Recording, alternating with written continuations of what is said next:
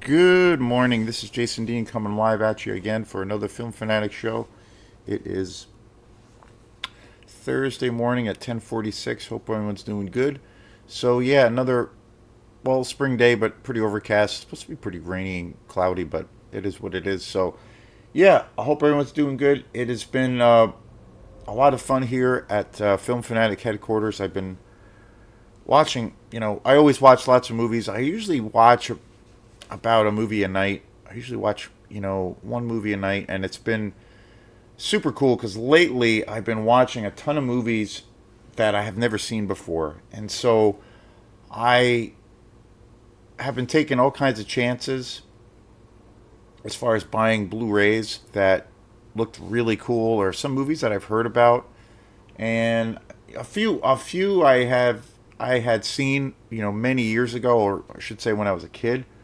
So, but again, I've said many, many times in the past, I feel like right now, if you're a collector and you're into weird movies, and actually, a big fan of physical media, it's the best time to be alive. It's just amazing. There's like this crazy, weird, like underground renaissance going on right now that where you can just find the weirdest shit possible on Blu-ray and the most ridiculous, kind of, you know, grindhouse movie you can imagine, and the most obscure.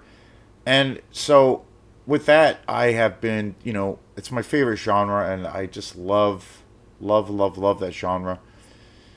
It's interesting because I recently had a conversation with someone who was like, well, they're not really into gory, you know, gory movies per se.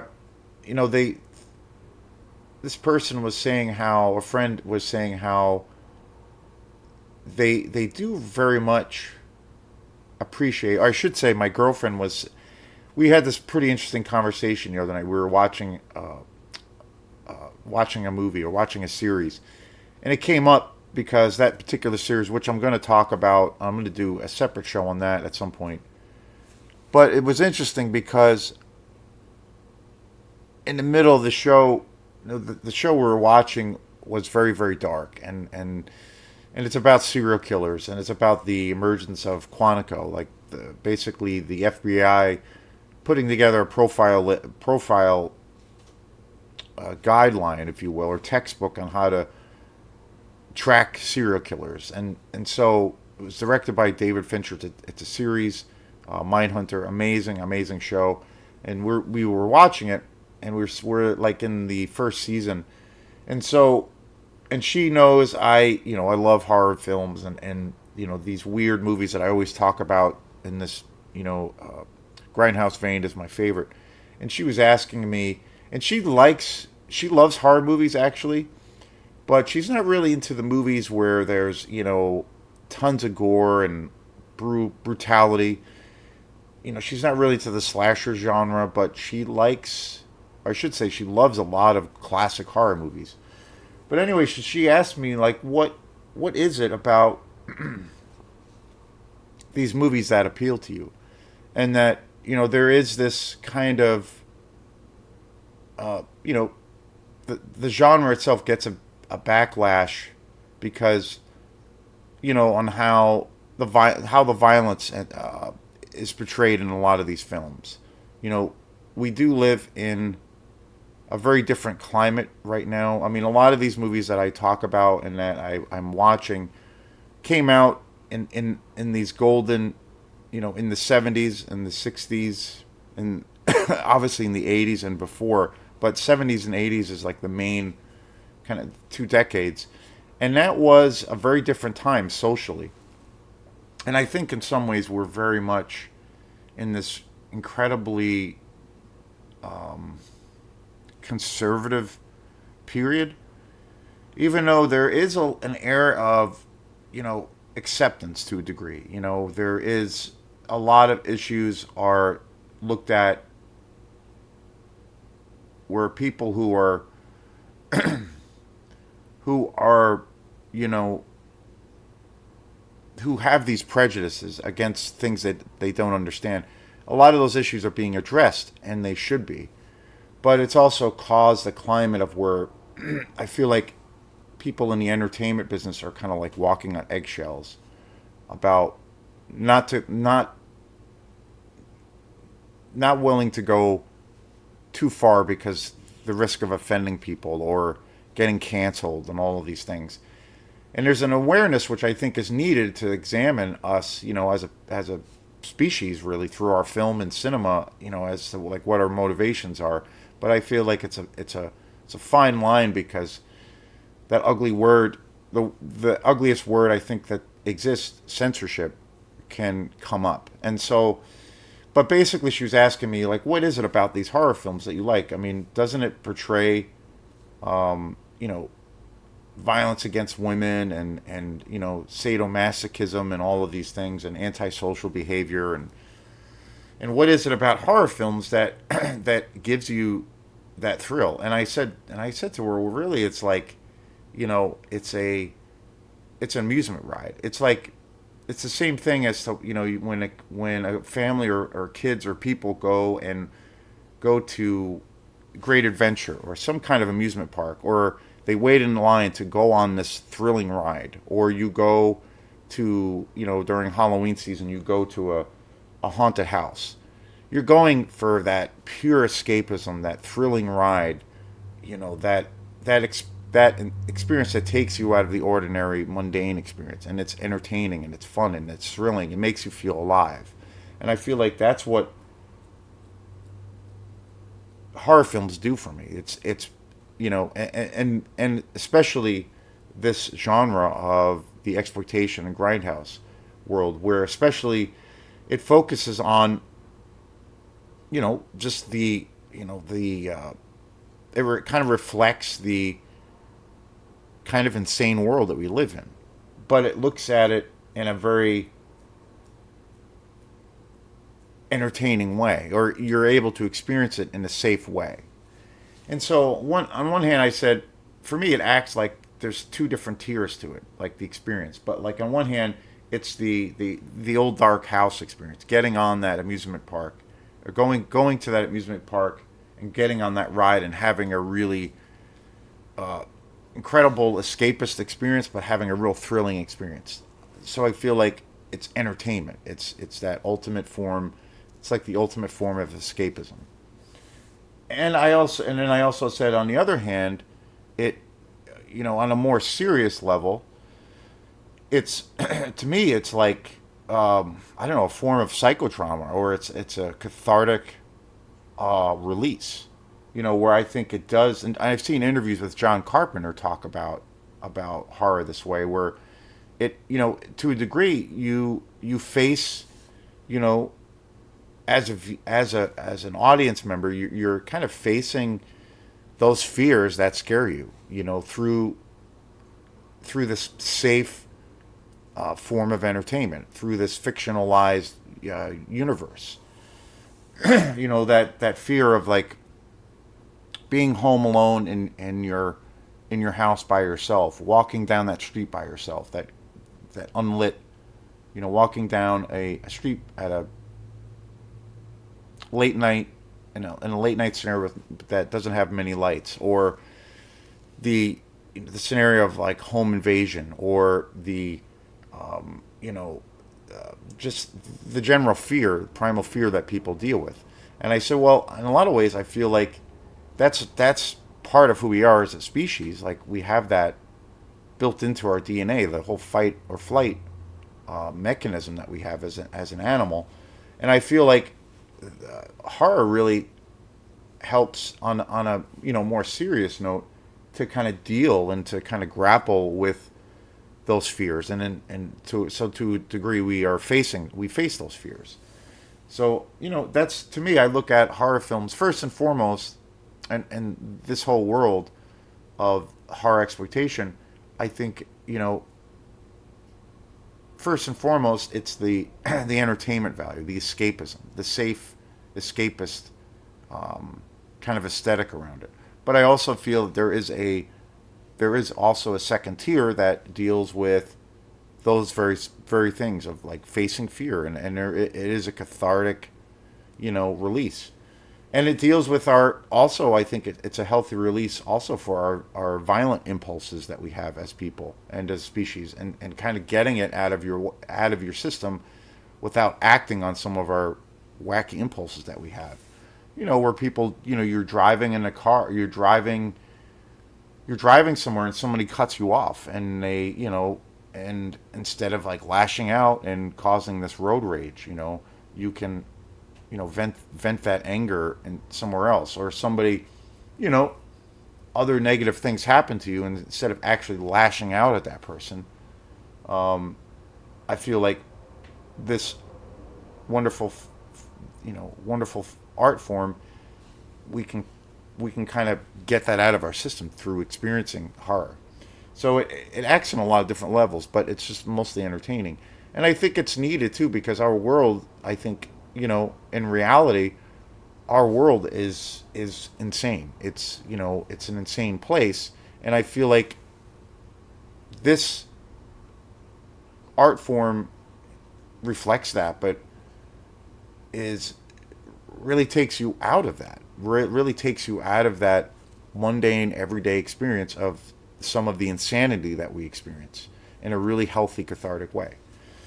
So, anyway, today's show is on one of the movies that I just bought, and I had never seen it before. I had never heard of it. And speaking of crazy, insane, the crazy, insane reality of that, this movie is, it's totally wacky. Never heard of it before, and it's called Raiders of the Living Dead.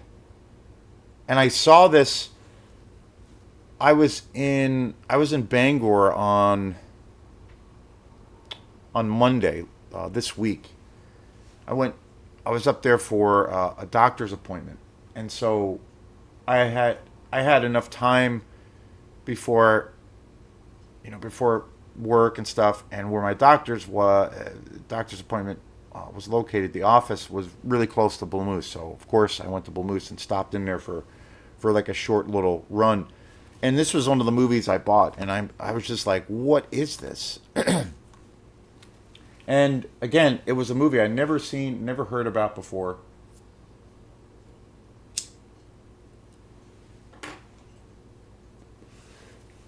And holy shit, this movie is wild. It's great. It's so well. I think it fits in that whole saying of "it's so bad, it's good." This is kind of the epitome of it. It came out in 1986.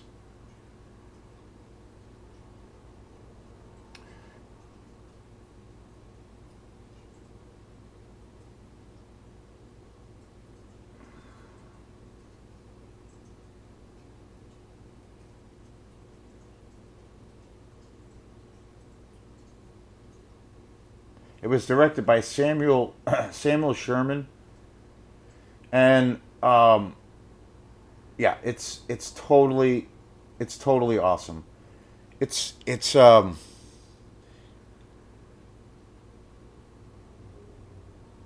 got so many. I don't even know how to really describe this movie.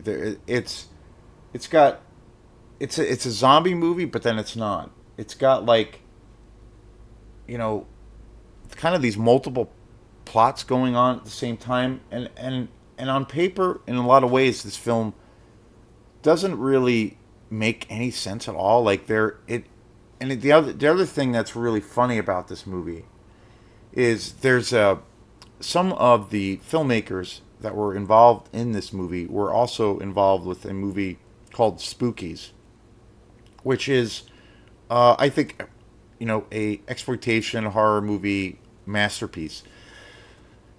But realistically, that movie is a total, complete and utter train wreck.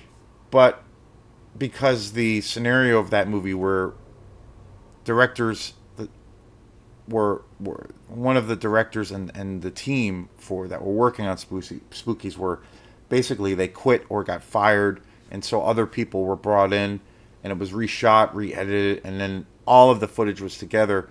was basically spliced together, so it's kind of a mess and it's not really cohesive. But I also feel it like really makes the movie wonderful and just a total trip. And this movie had lots of similarities. Some of the same people that worked on Spookies worked on this, and it kind of fell. It kind of suffered the same fate. There were like a lot of weird reshots and reshoots, and there were people who left the production, people who were fired, and other people were brought in. So you have like these multiple stories. There's like a science fiction element. There's like this kind of almost strange you know uh, subplot going on that doesn't really quite make sense. There's this mad scientist, and it has a little bit of a like a Frankenstein kind of vibe. There's this mad scientist who is like creating these zombies. It's totally wacky, and this movie came out in '86, and it's the epitome of all things amazing about the decade of the '80s. It's the music is just incredible. The transfer of this movie on Blu-ray is just spectacular. Like, it's so damn cool. This movie is super campy, utterly ridiculous, and again, it's kind of a mess because you have all of these different, almost kind of genres thrown in, and the editing and all of these things and the storylines don't really make sense. But it, I don't know. It's that case. It's a case like I said a few minutes ago. It's so bad it's good, and I just love this movie because it's a train wreck.